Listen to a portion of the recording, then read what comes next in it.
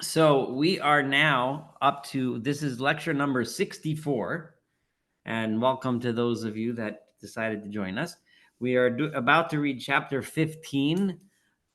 This is part 2, chapter 15 of the guide, and in the Pines translation, it is page 289 for those of you that want to follow inside. So I'm going to do like I usually do, read from the English, and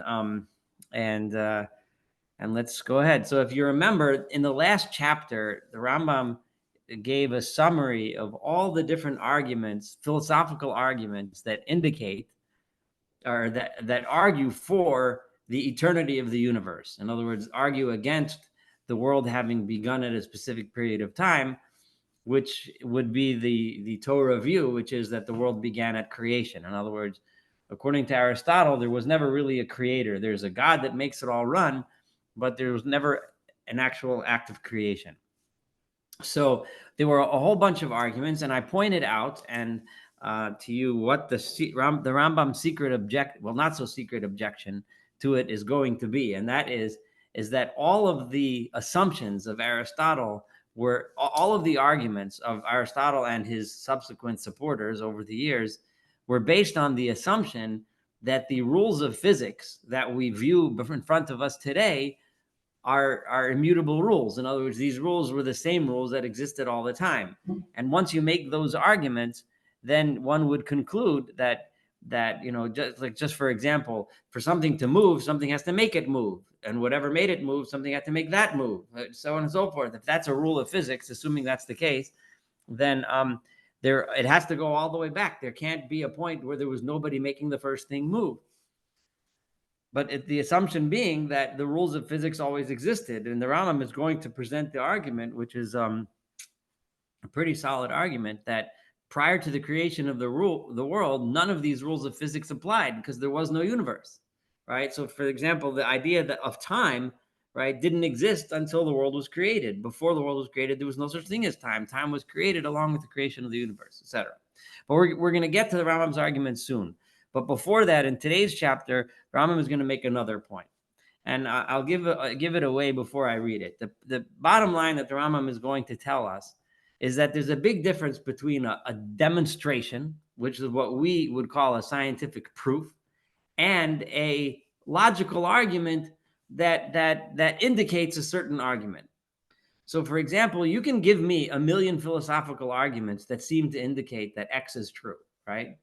But until you experimentally prove to me that X actually is true, all those arguments, they sound good, they might be convincing, but they don't actually tell me that this is what happened. I mean, if you use like a modern example, I can tell you 1,000 reasons why I think, what probably happened, was that Joe was probably the murderer in the case where somebody found Joe's wife shot and killed, right?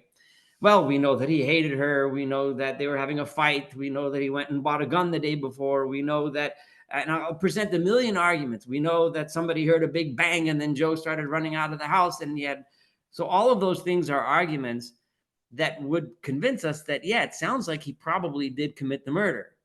But none of them are actual proof until you find, the smoking gun, so to speak, until you find the video that shows Joe killing him, or a witness, or a fingerprint, or I don't know, some proof, right? None of those are actual proofs until you can actually prove it, right? Until you show me. So anyway, the Rambam is about to say that Aristotle and all the arguments are nice logic, but none of them actually prove. There is no actual demonstration that Aristotle came up with that can demonstrate and prove that the world is eternal, right? This is very important if you think about it from a modern perspective, because we now know, at least according to modern science, and all science indicates that there was a point where the world came into existence. Today we call that the Big Bang, and the eternity of the world has not stood up to scientific proofs. But regardless, so that's the point that Rambam is going to make, and that's very important for Rambam to make this point, because he has to say that Aristotle didn't have a proof of the eternity of the world. He never demonstrated experimentally, so to speak. And that gives the Rambam the opening to suggest that the world was created by a creator, ex nihilo, something from nothing, right? So here we go. Chapter 15. My purpose in this chapter is to make it clear. In other words, I'm writing a whole chapter because I really want to emphasize this point. And Yosef, welcome to the club here today. To make it clear that Aristotle possesses no demonstration for the world being eternal. In other words, he has never actually proven it. All of the arguments that I made last week in chapter 14, right, were nice arguments and they sounded logical, but none of them were a demonstration, which is what you and I today would call a scientific proof. Moreover, he is not mistaken with regard to this. In other words, the fact that he never actually proved it, he's right, because there is no actual demonstration. I mean to say that he himself knows that he possesses no demonstration with regard to this point. And I'm going to argue too that Aristotle himself realized that he argued for something, he believed that it was the case, and he felt that it was so because of the reasons that he said, but he knew and understood that he never actually proved it. And that the arguments and the proofs that he sets forth, what we studied last week, are merely such that occur to the mind in which the soul inclines. They're arguments which convince us, that might sound convincing, they might make us think that this is probably true, but they're not actual proofs. Alexander, that's famous Alexander of Aphrodisias, another Aristotelian thinker, which Rambam quoted, we had him several times. He thinks they involve a lesser number of doubts. So Alexander says, in other words, these proofs, if you look at all the other options, they answer the most questions. They seem the most correct. However, Aristotle cannot be supposed to have believed that these statements were demonstrations. There's no way to think that Aristotle thought that those logical arguments that he made were actual proofs. For it was Aristotle who taught mankind the methods, the rules, and conditions of demonstration. Aristotle told us what is an actual proof. And none of those arguments fit Aristotle's own definition for what an actual proof is. Okay? What led me to speak of this, the reason why I'm even saying this, why is this so important? Because there's a lot of people that think that Aristotle proved it. In other words, a lot of people walking around today, in other words, in the Rambam's day, think that because Aristotle said the world is eternal, so it's almost like saying today, right? If there are scientific ideas, we have to understand the difference between things that have been proven and things that have not necessarily been proven, but seem to be indicated by the evidence, right? And those are two different things. Because if something's proven as a fact, right, well, then you really can't argue with something once it's proven as a fact, right? But if something, the evidence, lines of evidence seem to indicate X, well, if you find something that indicates otherwise, you may demonstrate that it's not correct, right? So most of the people who believe themselves to philosophize, in other words, most people marching around the streets of Cairo in Rambam's day and pretend themselves to be Mr. Philosopher, or Mrs. Philosopher for that matter, right? They all walk around saying, oh, Aristotle said that the world is eternal because he proved it, right? So that everything he says is a cogent demonstration as to which there can be no doubt. And it's disgraceful to disagree with him. How could you disagree? Aristotle proved it. Or to suppose that some concealed point or false imagining in one of the issues has remained hidden from him. How could you say that Aristotle was wrong? This is crucial, really. What Rambam is saying is crucial for a lot of reasons. Number one, because of what he just said, right? In other words, the difference between something that's proven and something that's just indicated by logical arguments. But also because Rambam is saying that despite all of the respect that I have for Aristotle, right, and despite all of I'm constantly quoting him and using Aristotelian physics to explain the world, I understand that science can advance, and keep that in mind.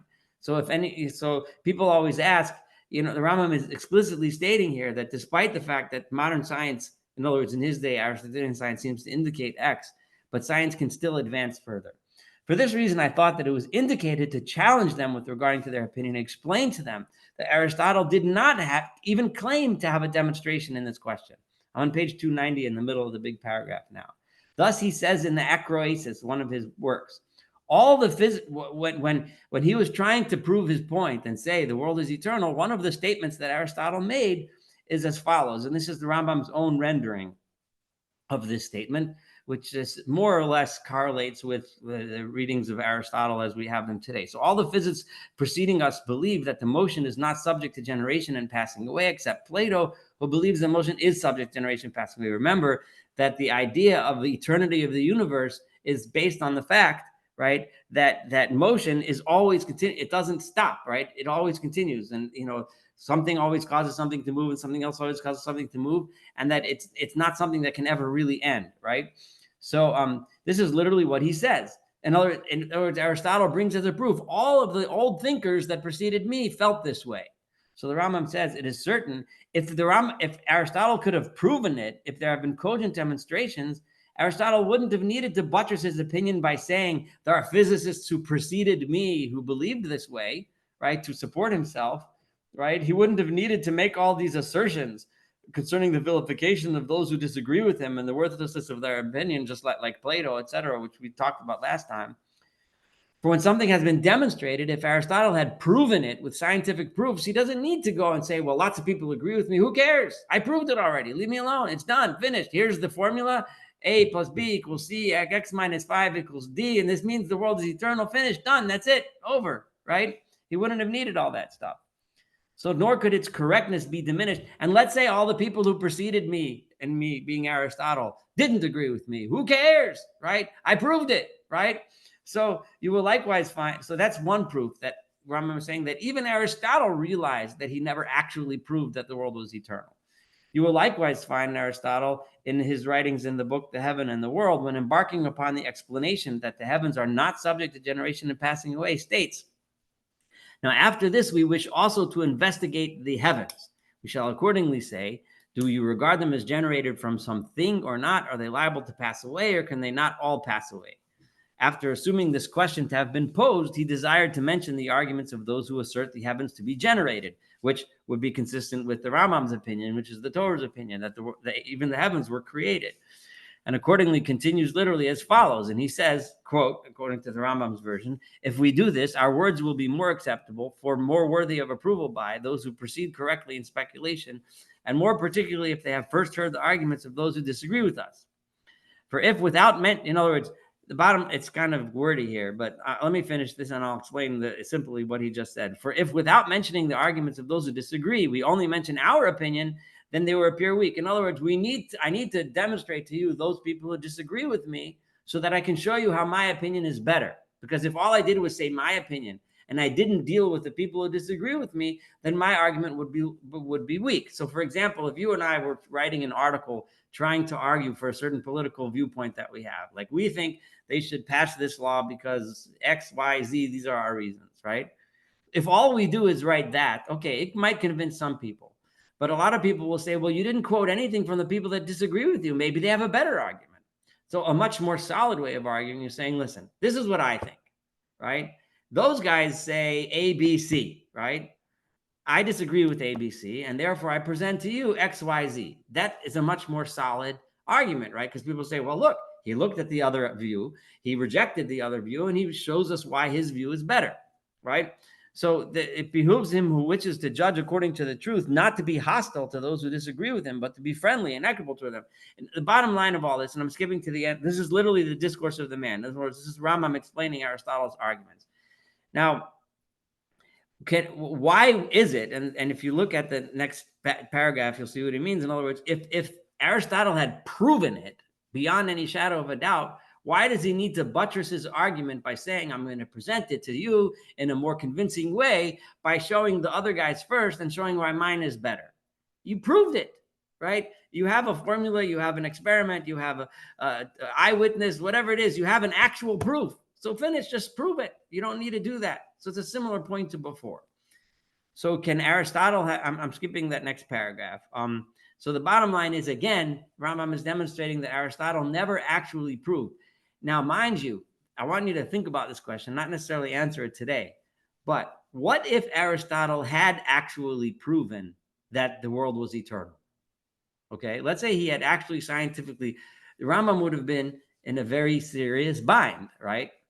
Because Rambam has told us 1,000 times, you always follow the truth, right? If that was the truth, right?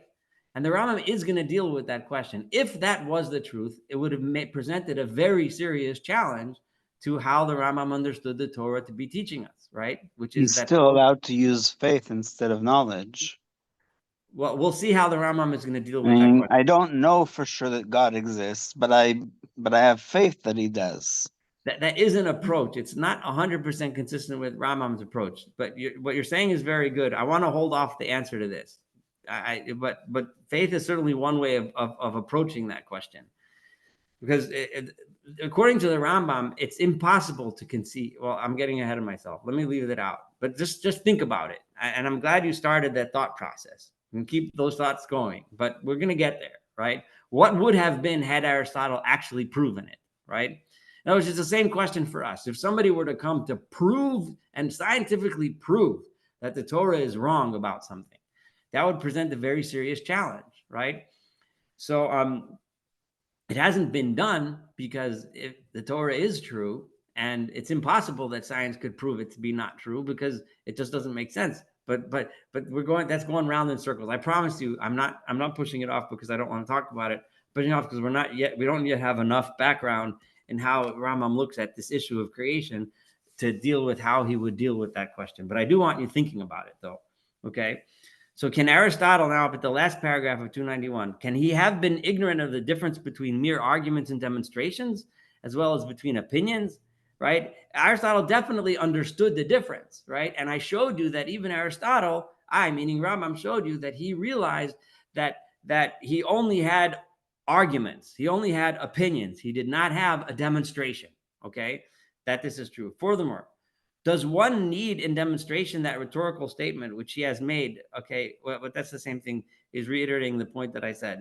Why did he have to say that I need to present it this way in order to convince you? It's no point. Rather, his whole purpose is to make clear that his opinion is more correct than the opinions of the other guys, right? So those who claim that philosophical speculation leads to the belief that the heavens are subject to generation and passing away. In other words, me, Rambam, and what I say the Torah is that the heavens were created, right? Right? So I'm trying to show, meaning Aristotle, I'm trying to show that my opinions are better than those guys, right? Those guys who think the world was created, but that they have never been non-existent, or that they have been generated but will not pass away, and whatever other of those opinions he mentions, which are the opinions that Rambam attributed to Plato. I'm sorry, I confused it. Heavens having been generated from some pre-existing substance, which was Plato's idea, right? That there was a creation, but it wasn't something from nothing. It was from some primordial substance. Right now, this is indubitably correct, right? I'm clearly true. I agree. I believe that what I'm telling you about Aristotle is true, right? For his opinion is nearer to correctness than the opinions of those who disagree with him, insofar as inferences are made from the nature of what exists. Bam! Okay, this is what I told you last week. Listen to that sentence carefully, right? According to Aristotle, when you assume from what exists the rules of physics, right? Aristotle beats out all of those other guys who think there was a moment of creation where God created the world from some primordial substance or some other thing, right? In other words, insofar as inferences are made from the nature of what exists, right? As long as you assume that the rules that we see around us, the rules of physics and chemistry and biology that apply to the world that we see in front of us, right? You would make the conclusion that there must have been something all along.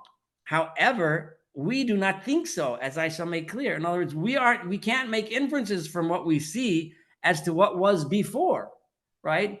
Before the creation, right? Those rules didn't exist because the universe didn't exist. Those rules of physics, which Aristotle was using to infer the eternity of the world, only existed after the creation of the world, right? Prior to the creation of the world. And I say prior, not in the sense of time, because there was no such thing as time either. Time was also created when the world was created. But prior to the fact that there was no universe, the rules of physics didn't exist. So you can't say that the rules of physics mean that the universe was always here. So Rambam is saying, I agree with Aristotle if you make that assumption, okay? So that it's an ingenious insight that really the Rambam is one of the most important philosophers to make this insight, that if you argue for creation ex nihilo, which is what those who believe in the Torah or believe in the Bible propose, right? That the world was created something from nothing, then all of the Aristotelian and other philosophical arguments fall apart when they're based on the current science, which is based on the things that we observe. Okay, but we cannot explain the world prior to the Big Bang, or whatever you want to call the act of creation, because those rules of physics did not exist.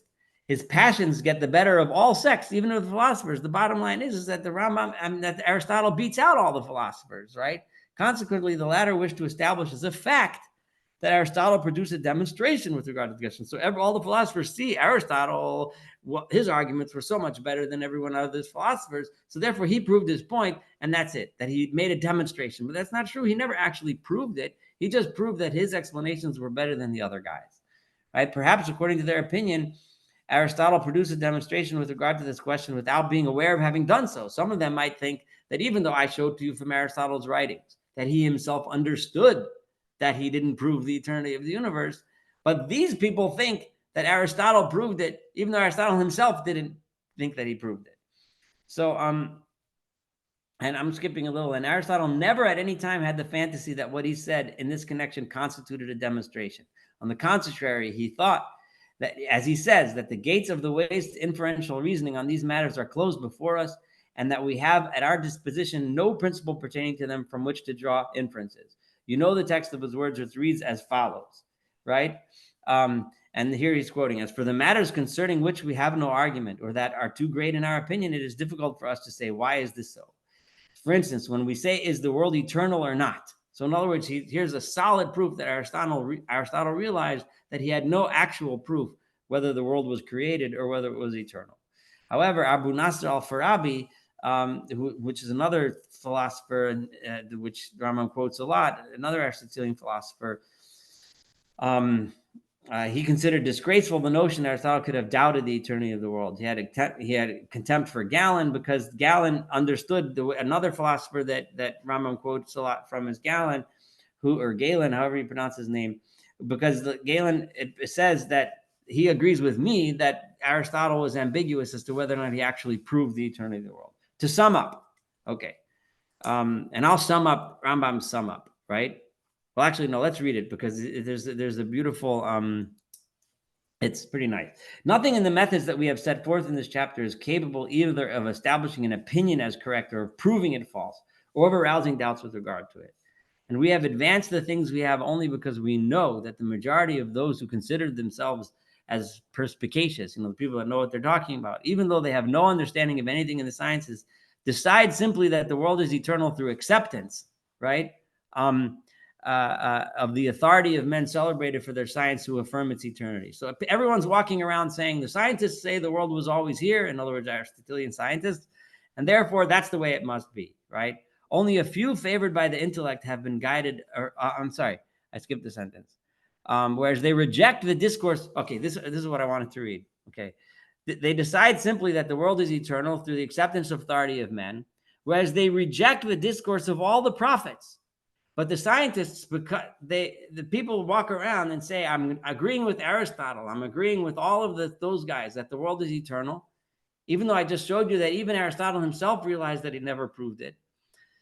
But they reject everything that the Torah says, everything that the Nevi'im said, right? Why? Because their discourse, when the Nevi'im talk, they don't use the method of scientific instruction. They don't use all the fancy words, all the fancy language that makes them sound scientific.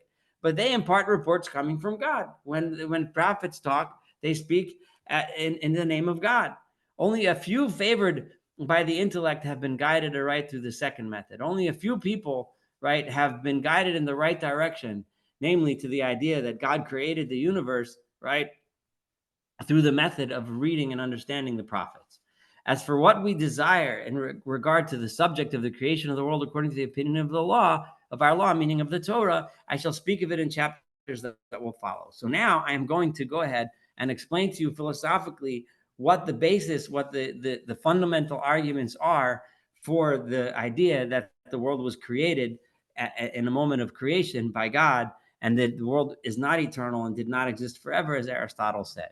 So he just set up this big argument. He said, the prophets, the Torah teaches us that God created the world. The scientists, meaning Aristotle and all of his Aristotelian philosophical followers, say with fancy scientific language and arguments that it's more likely that the world is eternal and there was never a moment of creation. The world always is, always was, and always will be, right? And now the Rambam is going to give us explanations that support the creation of the world. So this is And again, the Rambam made a really, really strong point that even Aristotle never actually proved it. And again, I ask you to think, what if Aristotle actually did prove the eternity of the world, right? Because the Rambam had to establish before he sets his argument that no, there is no proof. Because there's no proof, now Aristotle presented some arguments that sound like X. I'm going to show you arguments that sound like Y. I'm going to give you philosophical arguments that back up what I'm going to say. Any comments or questions on chapter 15 before I go on to 16?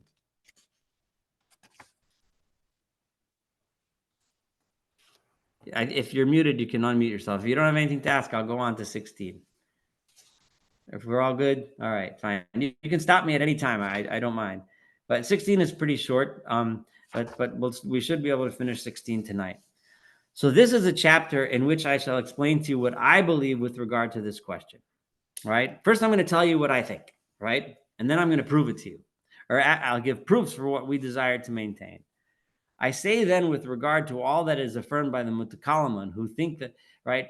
But now, and this is a really fascinating point here. If you remember, at the end of book 1 of part 1 of Bor Nevuchim, the Rambam brought a whole bunch of arguments by the Mutakalaman, which is an Islamic group, and he pushed them aside, right? I'm not going to go over it again. You can go back and listen to those lectures, but they were the last few chapters of part 1. And they think they have demonstrated the newness of the world. In other words, we agree with them that the world was created, right? But I approve of nothing in those proofs, and that I do not deceive myself by designating methods productive of errors as demonstrations. This is such a beautiful sentence, and I want to I want to parse this out, okay? What the Rambam just said, several things here that are absolutely crucial and incredibly intellectually honest in a way that we could all learn a tremendous lesson from what he just said. First of all, the Mutakalman used proofs to prove the same thing that I believe, which is that the world was created. But I don't like their proofs, right? I don't like their proofs because I don't want to designate methods that can be disproven. Their proofs are wrong, in other words. And they also presented their proofs as if they were demonstrations, as if they definitively proved the fact. And the Rambam is saying, I know that I cannot prove to you that the world was created, right? I'm going to demonstrate logical arguments that might convince you that most likely the world was created, but I'm not going to present my arguments as if they are proofs, because they're not. It's incredibly intellectually honest, because I am sure that all of us probably today have read probably more than one article which presented some point in a very forceful, powerful way, as if they were proofs. The Rambam is telling us, I realize and I understand. I'm not going to present to you those arguments as if they were demonstrations. If a man claims that, and why is it so dangerous to do that? And listen carefully to this next sentence. If you claim that he sets out to demonstrate a certain point by means of sophistical arguments, and then he goes ahead and he gives a sophisticated argument, right? He does not, in my opinion, strengthen assent to the point he intends to prove. He's not helping his case, because what's going to happen? He weakens it. Rather, he weakens it and opens the way for attacks against it. Right? For when it becomes clear that these proofs are not valid, when somebody comes with a counterpoint, the soul weakens in its assent to what is being proved, right? If you and I are listening to a guy and a guy gets up there and says, I'm going to prove to you this, and he gives you a whole bunch of arguments and they sound good. And then a guy in the back gets up and says, those arguments are crummy arguments, and he disproves the whole thing, or he knocks holes into those arguments. That the guy that gave the speech didn't help his argument. He hurt his argument, because now it was all taken away. Now, what if the guy had said instead, I can't prove it to you, but I'm going to bring you points that indicate that this is more likely to be true? That's a whole different ballgame, right? So it is preferable that a point for which there is no demonstration remain a problem. It's much better to admit up front that you don't have a proof. And the Rambam is going to leave us with the fact that I cannot prove, I meaning Rambam, cannot prove to you that God created the world. But I am going to give you a lot of arguments that indicate that, but I will not prove it to you. And I want to be intellectually honest from the top and tell you right now that I cannot prove it to you. Okay? So, or that one of the two contradictory propositions simply be accepted, right? I have already set forth for your benefit the methods of the Mutakalaman, right? I have told you, and I have drawn your attention to the points to which they may be attacked. In other words, I gave you their arguments. I showed you the thing because I want you to know, because it's important to know so you're educated, right? So you don't walk out in the street, and if you meet one of these Mutakallamin guys, you'll at least know where he's coming from, right? Right. Similarly, all that Aristotle and his followers have set forth in the way of proof of the eternity of the world does not constitute a demonstration, like he just said, but rather arguments subject to grave doubts, as you shall hear. Right. All of their arguments, I'm going to shoot holes in Aristotle's arguments, and you'll see what they are. He already gave us a hint as to what they're going to be. Right. But we'll see in more length. What I myself desire to make clear is that the world's being created in time, according to the opinion of the Torah. Our law is Pine's translation of the Torah, okay? An opinion that I have already explained, the fact that the world was created at a specific time, that's the Torah's opinion, right? I want to make it clear that it is not impossible, that it is scientifically possible, right? That's what I have to prove. And that all of those philosophical proofs from which it seems that the matter is different from what we have stated, all the philosophical proofs that Aristotle brought that seem to indicate that the world is eternal, all those arguments have a certain point through which they may be invalidated, and the inference drawn from them against us shown to be incorrect, right? Those arguments are wrong. Now, inasmuch as this is true in my opinion, and inasmuch as this question, I mean to say the eternity of the world, or versus its creation in time, becomes an open question. So now, if I just told you that I can't prove it, I'm just backing off. This is me talking now, right? Me, Saul Weinreb, right? I can't prove to you that God created the world, right? I just told you I can't prove it to you.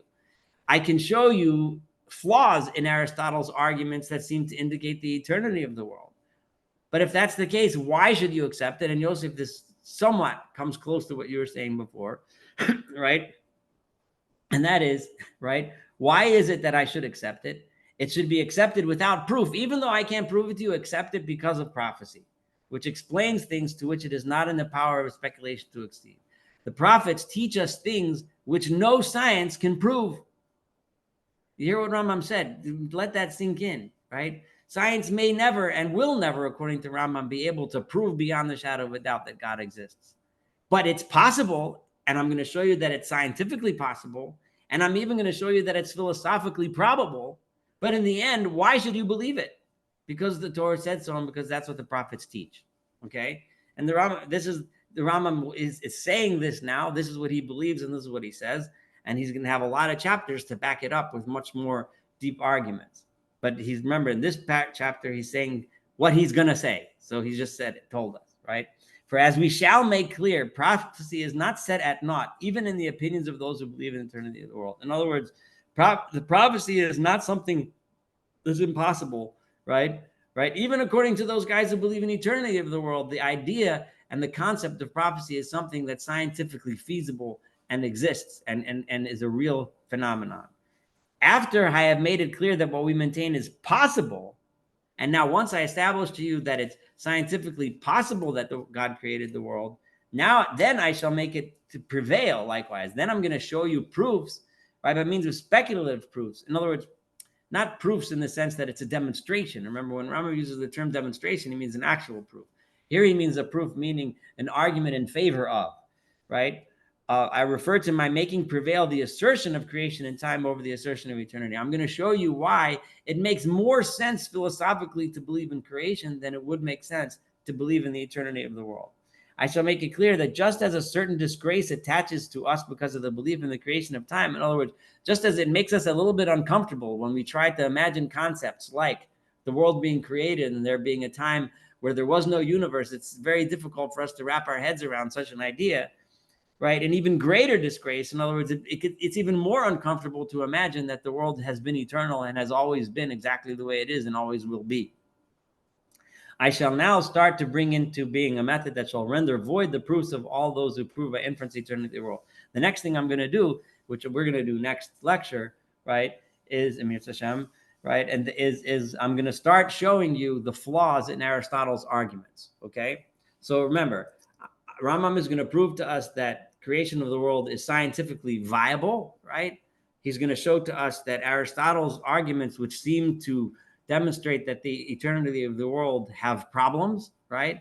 And why philosophically it makes sense to say that the world was created and why that makes more sense than Aristotle. However, in the end of the story, the Rambam made the point that I still didn't prove it to you. You still have a choice. And I'm suggesting that if you want to know what to believe about the creation of the world, go with the prophets, right? Because it makes sense to go with the prophets. It's logical, it's reasonable, it's scientifically plausible, and prophecy itself is a real phenomenon. We should believe the Torah, right? Because the prophet said so. Okay, that's what the Rambam is going to demonstrate to us in the upcoming chapters. Okay. Now, what if Okay, so I'm going to stop here. This is a good place to stop, but we're gonna chapter 17 is awesome. It's like super awesome. You guys have to be in the next week. But just this idea, and I know I'm giving it away. I know this is kind of a, what do they call it when you ruin a movie by giving away the whatever? Spoiler alert. Spoiler alert, right? Right. But I've been giving the spoiler alert because it's one of the classic ideas that Rambam was a revolution in philosophy when he said this. And the revolution was that proving the eternity of the world on the basis of the assumption that the laws of science have always been the same, right? That the laws of science are immutable, right? Is making the assumption it only works because you assume, in other words, that assumption doesn't make sense if you believe in creation, because if you believe in creation, that means those laws themselves were created at the time of creation and didn't exist prior to that. So you can't infer from the things that we see, right, that things have always been this way, that the rules that apply to what you and I see and do applied forever, because there was a time when and again, I don't mean time in the way we understand time, when the universe didn't exist and those laws didn't exist. And that's the point he's going to make in chapter 17, which is one of the main philosophical underpinnings of the entire idea of ex nihilo, of creation, something from nothing, which became the foundation of all Western religious philosophy. This is one of Rambam's primary and most important philosophical contribution to religion, and monotheistic religion, and the idea of creation. That's such a powerful idea, and we're on the verge and the cusp of reading it in the chapter 17. So I'll stop here for now, and I would love to hear comments if anyone wants to go ahead with it. So I have a weird question. Please go ahead. If Aristotle would have met a true prophet, doesn't matter Jewish or not Jewish, Right. Would he just dismiss everything that he said, or would he give him at least the credit of like in next week's parsha we'll read about Avimelech having a prophecy, right? Yeah. That's one of the most beautiful things in the Torah, where Hashem appeared to non-Jews. That way Right. nobody could ever say that it was exclusive club or anything like that. Yeah. But like if Aristotle met a true prophet and they said, Hashem told me that you're wrong or something like that, like what do you think he would have said, like in terms of like? I don't know. I'm not an Aristotelian scholar. If anything, I'm pretending to be a Maimonidean scholar.